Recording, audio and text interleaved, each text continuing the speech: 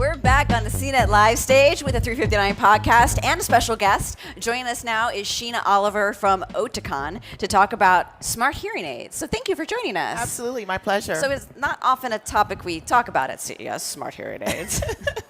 Tell us about this. Absolutely. Well, this is the Oticon Open hearing aid, which happened to be a 2-time CES winner last year, award winner, and it is the world's first internet-connected hearing aid. So what that means is it has unlimited abilities to connect to different types of smart devices. So everything from smoke alarms, baby monitors, doorbells. You know, last summer we actually streamed a live rock concert directly to open wearers all across the country through their hearing aids, which is pretty insane. Wow. Oh, wow. All right.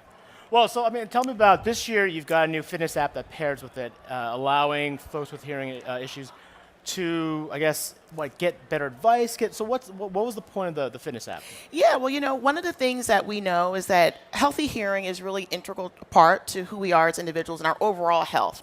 And what we've seen is that hearing loss is actually a predictor of future ailments. So there was a study this past July that indicated that once we get to midlife and beyond, hearing loss is the #1 indicator of dementia.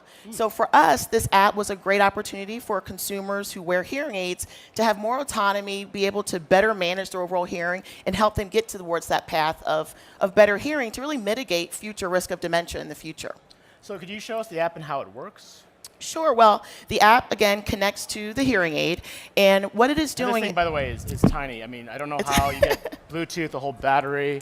There we go. There we go. Yeah, like how long does that last before it needs a recharge? Approximately 5 to 7 days, depending on how much you're using and the type of signal processing that is happening. And I talked with you about this yesterday. This is you guys actually create your own processor for this, purely for sound processing, right? Absolutely, absolutely.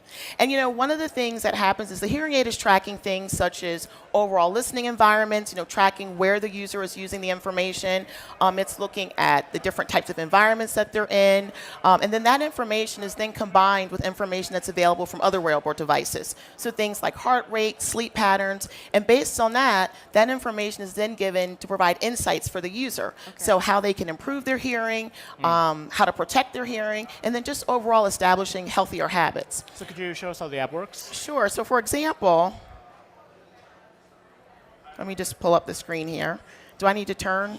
Yeah, well, just put it up to this camera over here. Yeah. So a great example, you know, when people are first new to hearing aids, the goal is to get them to use their hearing aids throughout the course of the day for as many hours as possible. Right. You know, I have normal hearing. I don't get to choose when I want to hear and when I want to turn off my hearing. So the user, we may set up a goal of, 8 hours per day, for example. Right now it says 0, but like... So right now, so this is a new user. So for example, they've set their listening goal at 8 hours a day. And so what will happen is each day it's going to track the environments that they're in, how often they're using their hearing aids.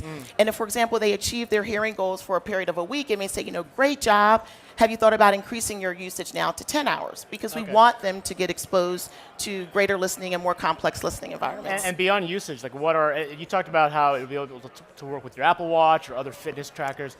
Ultimately, what is some of the advice that you'd be able to give, given once you crunch all that data? Yeah, so really, and we're using Microsoft Analytics to crunch that data. So a really perfect example of that is, say someone has been wearing their hearing aids 10 hours for the day. They've been in very difficult listening situations, like where we are today. Yeah. The app may make a recommendation to them. You know what? You may want to consider going to bed by 9 o'clock tonight if you want to get up at 6 a.m. so that your brain has enough time to recover from the amount of energy that you exerted throughout the course of the day. So that's how it's pulling in data from other sources in addition to what the hearing aids are actually tracking. Are you finding anything different this year, being a product that is focused on health? Are you finding more attention or a different attitude to people coming up to you? Because I am observing a lot more health-focused tech for specific needs-focused things, not just like, oh, I have a smartwatch that tracks my running, but like people who have a specific need. Are you seeing any difference this year? Totally, and I think that's such a great point, because I think what we're seeing with consumers in general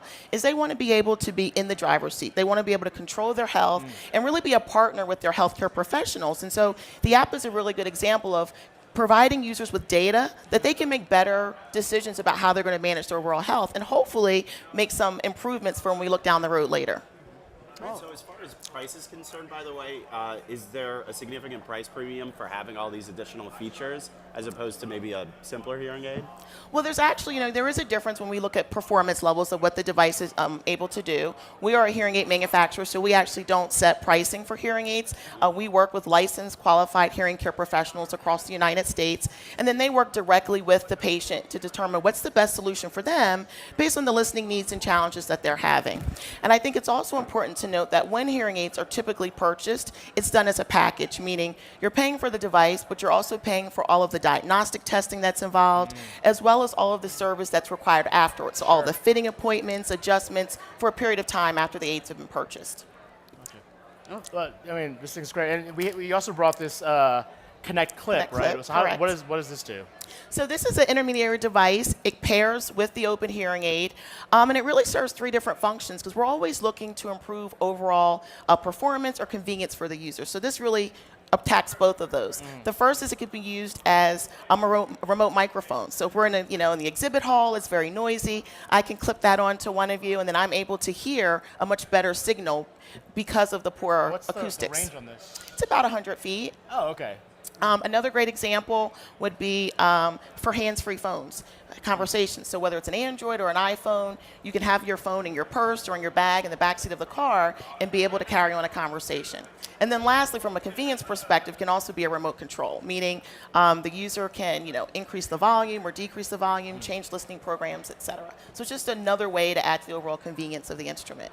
Well, thank you so much for coming by and showing us Thank you. some good, useful tech that will make a difference in a lot of people's lives. So Absolutely, thank you. my pleasure.